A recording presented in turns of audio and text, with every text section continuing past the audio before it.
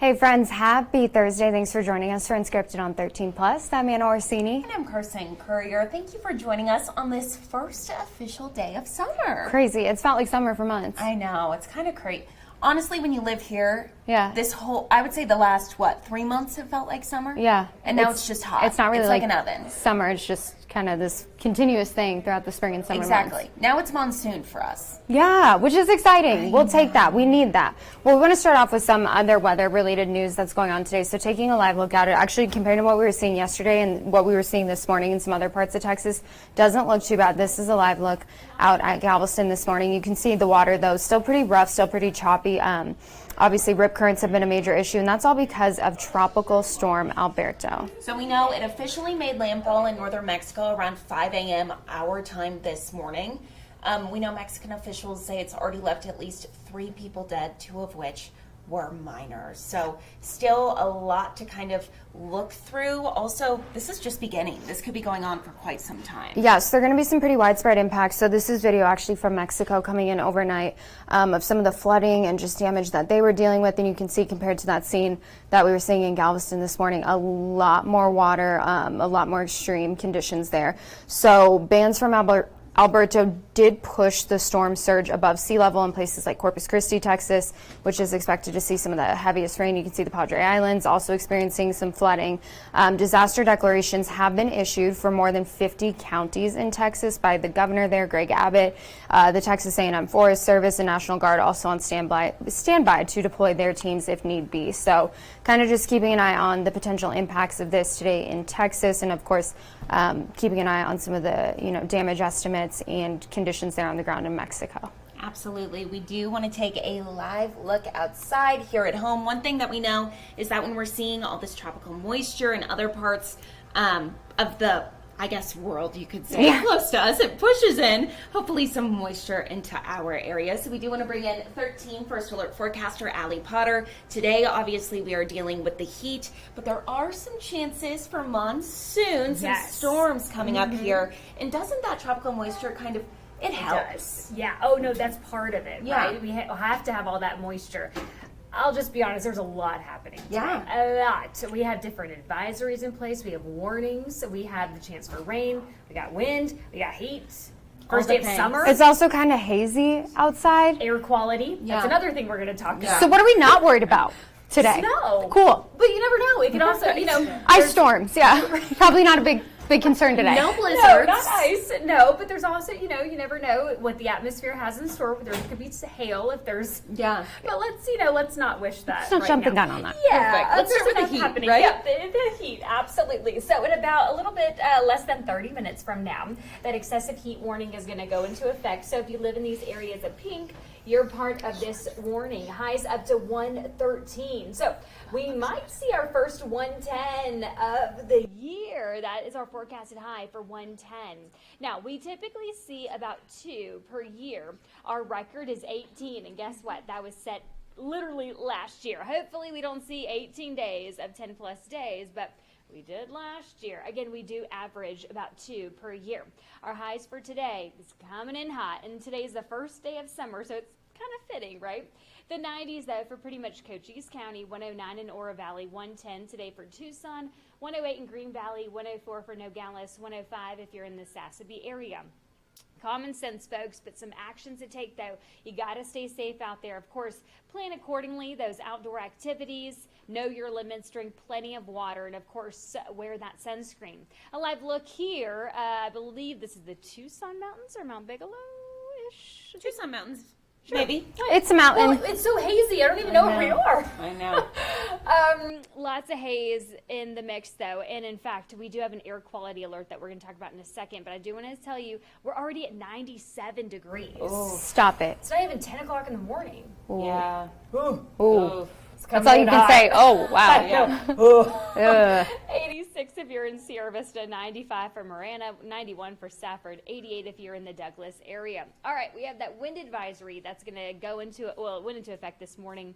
It's going to continue until 5 o'clock tomorrow morning. This includes, though, the Cochise County area only. Tucson, we're not part of this wind advisory. However, we are going to see some gusty winds, 26 miles per hour around 11 o'clock, but near 40 miles per hour, possibly even up to 50 later on this afternoon. Blowing dust advisory. This kicks into gear. You laugh because it's like, oh my goodness. What else? Everything today. Oh, just wait. There's Okay. more. Okay, just wait. So this blowing dust advisory goes into effect at 3 o'clock this afternoon. And on I-10, you know, near Picacho Beach, Yeah. that corridor is typically where we see these dust storms. So know your limits, of course, if you see any type of blowing dust and it affects any, you know, your driving visibility, go off to the side, folks. We need you to stay safe out there. That's going to continue today. Air quality. That's another thing that we're going to be concerned through 8 o'clock. So high levels of ozone. So if you are sensitive to, you know, the ozone, difficulty breathing, folks with upper respiratory, you know, problems and stuff like that, stay inside or limit your time outdoors. So that is part of the red, so the air quality. So really Benson, Wilcox, Sierra Vista, Tucson, we don't have that. We do have the blowing dust advisory. Okay. Super. You're like, what else? Yeah. Our radar is clear, Okay. so not too bad. We'd love the rain, though, but that's to come. So that's something we're going to talk about as well, because we do have a slight chance for rain today, along with everything else going on. I know. We'd love the rain, though, because then Yeah. it just would clear everything out. Perfect. So let's make it happen, folks. Go wash your car, do something you can. The more expensive your detail typically is, will ruin the car wash you get. All right, folks, it's around 7 o'clock, though, this evening. Seeing a little bit of that rain, but really the heat's going to be the biggest factor today. Ooh. Loving this. Oh, midday. That's usually so the storms typically start to pop up during monsoon around after the afternoon hours as we head into the dinner hour. So it's 3 o'clock tomorrow, and the green there, that's the rain. That's more so moisture, but we like to see the orange because that means that there's like significant rain, that actual measurable rainfall. Okay. So Cool. that's what we like to see. We like to. Tis the season. We're going to be busy. Can't wait by 8 o'clock tomorrow evening seeing that as well. So we're about 24 hours out from all of this happening, though. Of course, a lot can change between now and then, but we got a lot to unpack today. And we just did that. So hopefully you were able to see what's going on today. There's something for everyone. 110 today, 106 by your Friday. Triple digits, of course, though, but I think all eyes are going to be on the rain chances as we head into the weekend. Okay.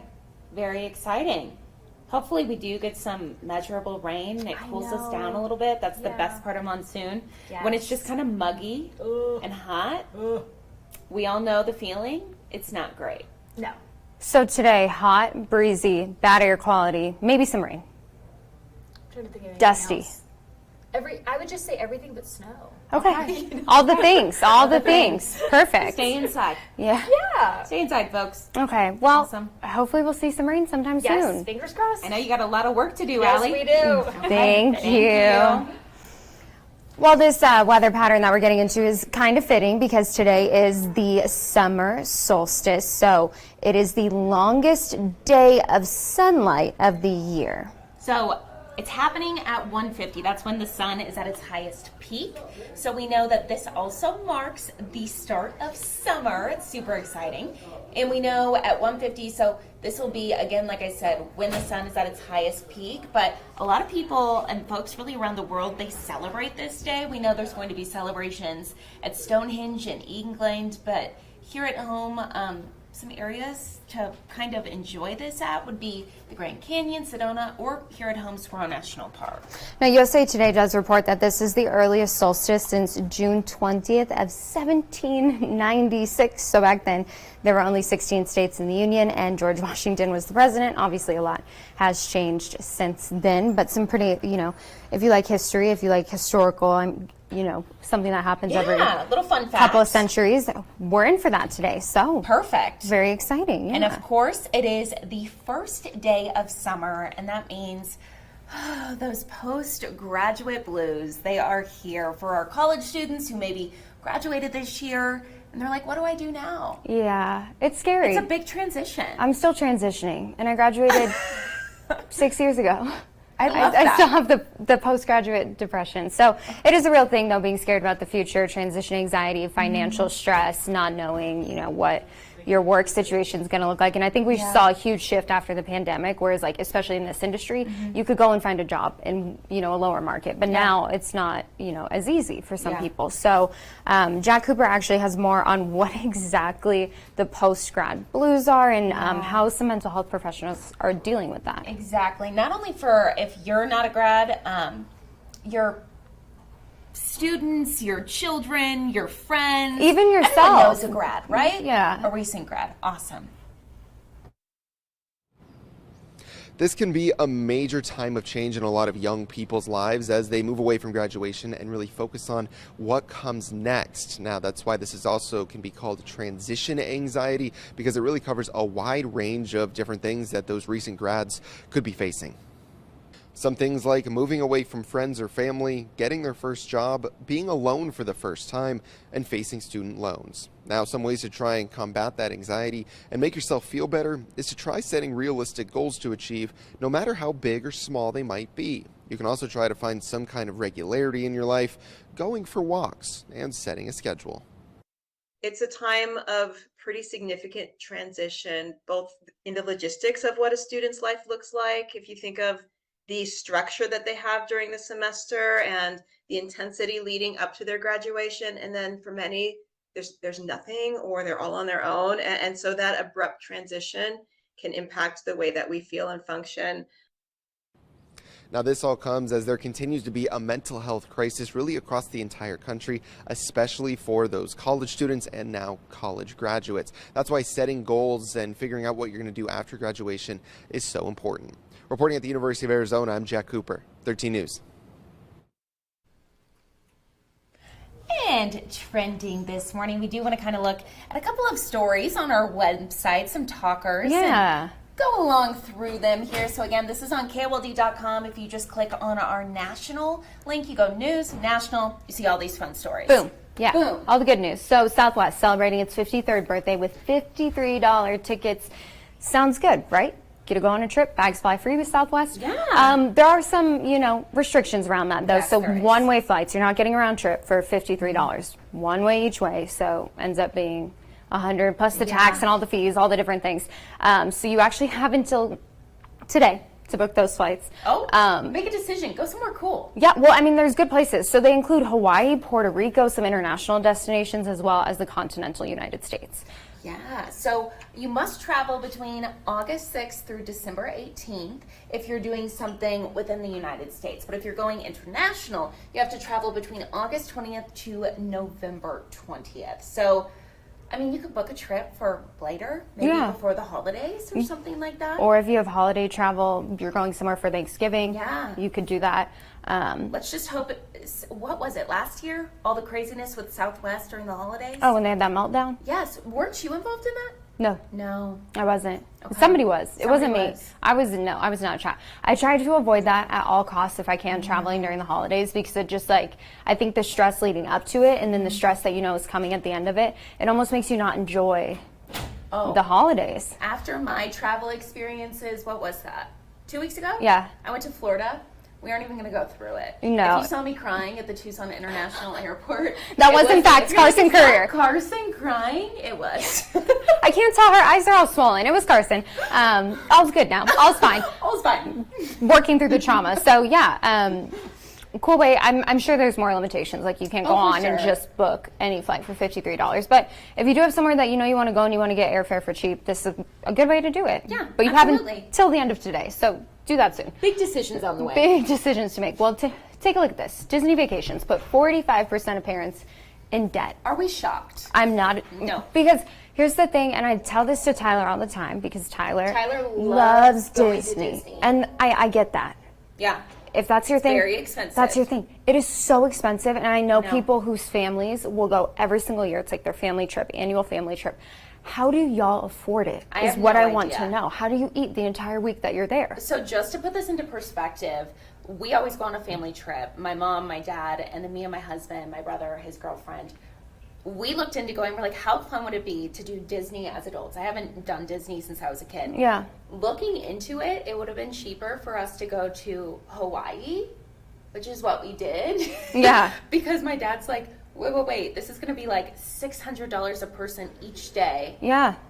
Like, it's meaning like eating, the souvenirs, getting into the parks, and that's what essentially this is saying. Right, and you're staying at the hotels, you're eating Yeah. their food, like, it's the whole thing. So, like, if you want the whole experience, like, yes, you can drive, you know, go to Anaheim, stay in an Airbnb, and then drive into Disneyland, but most people want to do the whole For sure. the whole shebang, and we so were going to Florida. We were looking at the Florida one. Orlando. Yeah. Well, that's even, I mean, that one's worse because it's bigger. Like, I know. we would go there for cheer competitions, and you can't escape it. By day 3, I was like, No.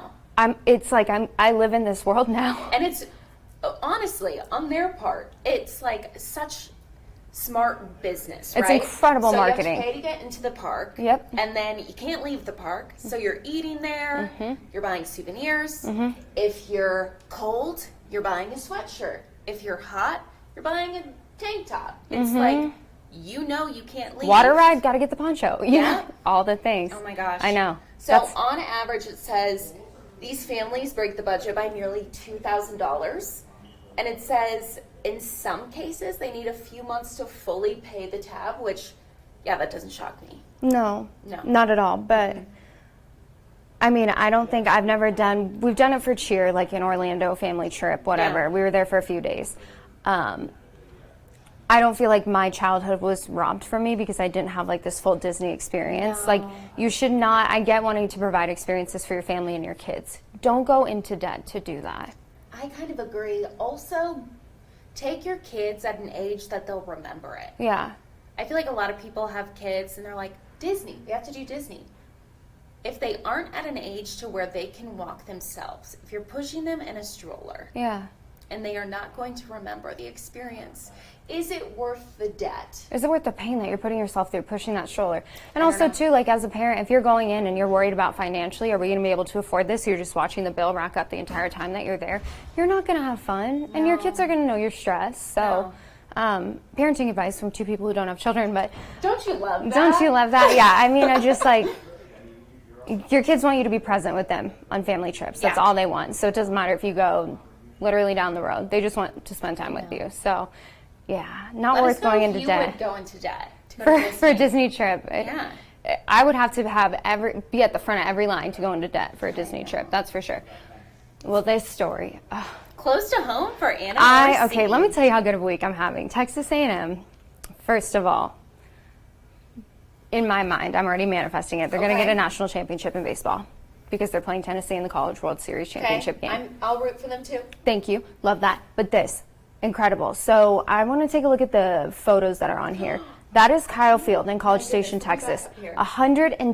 110,905 people there to see George Strait. Oh my goodness. It broke the record for biggest concert ever, beating out the Grateful Dead.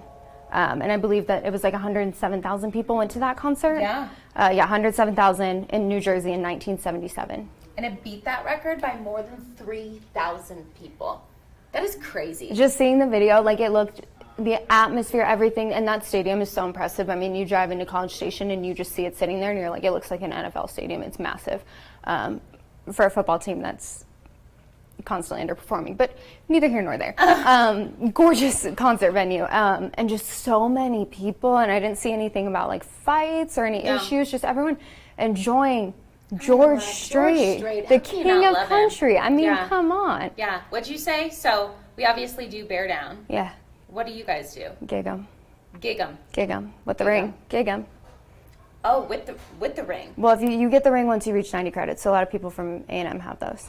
Okay. So gig 'em, and then there's hook 'em Okay. for the Longhorns, Yeah. horn 'em for TCU, Okay. sick 'em for Baylor, and wreck 'em for Tech. I don't know if I I'm like forgetting. that. That's fun. It's consistent. It's consistent. Consistent. Don't ask me to explain what gig 'em means because I have no idea and I went there. But that's the thing. So gig 'em this weekend when they play Tennessee. That's all I can say. Awesome. Yeah, Gig 'em. gig Let's say it again. Love it, Carson. We'll take a look at some of these stories too. So some stories that we wanted to show you video for. So this little raccoon you can see in this video, poor little thing is choking. And you can see this guy steps into action, starts tapping him on the back, And then the raccoon just wanders away, unscathed, totally fine. Oh my gosh, did you see him spit it out? He spit whatever it was out. I guess that he was there, social raccoon. He was there previously, kind of making friends with this man, and then he walked away, went into the trash, got something out of the trash. I'm guessing a snack for him and his new friend. Started choking, and then this guy stepped in and saved the raccoon. Oh, I know. Also, like, good for that guy because I know you would step in to help the raccoon. I would at any risk that would, The first thing come I thought to me. is like, what if he turns rabies. around and bites you and you Yeah. get rabies? Yeah, because you could save Raccoons are mean. you could save his life and he could turn around and bite you. I one time saw a raccoon pull an arrow out of its own head. Ew. Yes. Carson, what kind of story is that? Where did you see that? My brother shot the raccoon in our backyard. Okay. I'm from the Midwest, people. Okay, cool. And literally, me, my mom, and brother are on the deck, and we see this raccoon stand up on its hind legs, take both hands, wrap it around the arrow, and pull it out of his head. We all just started screaming, and we ran inside. That's like a horror movie. Smart little guy, I guess. So yeah, But this one's good. no arrows in sight, so that's the good news. Just some trash. Choking hazards. Everything ended up fine. Okay, well, hopefully you don't have any personal stories with these kinds of animals. Taking a look at this, I can't stand it. They're so cute. So if you're looking for somewhere to go, maybe escape the heat, heading up to, Sedona, Flagstaff, the Grand Canyon, head on over to Arizona, and you can meet their 2 newest residents. I love their names too. What are they? Ben They're and PJ. Ben and PJ. How sweet is that? They remind me of little puppies. I know, they're like little doggies. So 2 orphan bear cubs. They came to Arizona back in April. They think that they're around 5 to 6 months old. So once they do grow up, they will be moved to a new natural space in the park. They'll be with other junior bears, but for now they get their own little living quarters there. They're so cute. They I can't are so stand cute. it. I know they say, obviously, if you see like a baby animal, Mom's out in the nearby. wild, do not touch, do not go like near this. Mom is nearby. But I mean, if you see something as cute as that, I mean, I'm not saying I would go touch it, but I would definitely take video. No, because look at his little nails. I know. They're sharp. He's a climber. They're so cute. And I love that they're different colors. Like one of them's darker than the other. But they do look like dogs. You think they're friends? Absolutely. They're think they're best buddies. friends. And I think they'll stay. They'll probably be bonded. So they'll be like that for the rest of their lives. Because that's, You can't separate them. they're all they have. They're so cute. I can't get over it. So yeah, head to Arizona and you can meet them. Ben and PJ. Super cute. Well, taking a live look outside one last time today, you can see still some of that haziness sticking around, presumably from those fires that are burning in New Mexico right now. Air quality an issue today. Heat, a big Wind. concern. Yeah, and then Rain chances. Rain chances, so just all the things. Very active way to bring in summer. Yeah. So stay inside. Yeah, be safe. Just be safe. Take all the precautions. Absolutely. Hopefully we see, fingers crossed, some rain here. I have a good feeling we'll see at least some good showers within the week. Well, we have rain chances throughout our 7-day. So 6 out of 7 days. it has to hit on one day. Like Yes. one day it has to happen. Yes. We're manifesting it. So we'll see. Perfect. Thank you so much for watching this episode of Unscripted on 13 Plus. And we'll be right back here tomorrow at 9:30.